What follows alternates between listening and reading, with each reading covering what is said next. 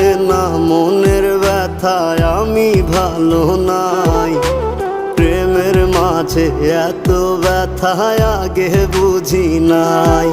আমি জানতাম যদি অন্যের সাথে বাঁধবি সুখের ঘর, আমি করতাম না রে আপন করে কইরা রাখতাম পর।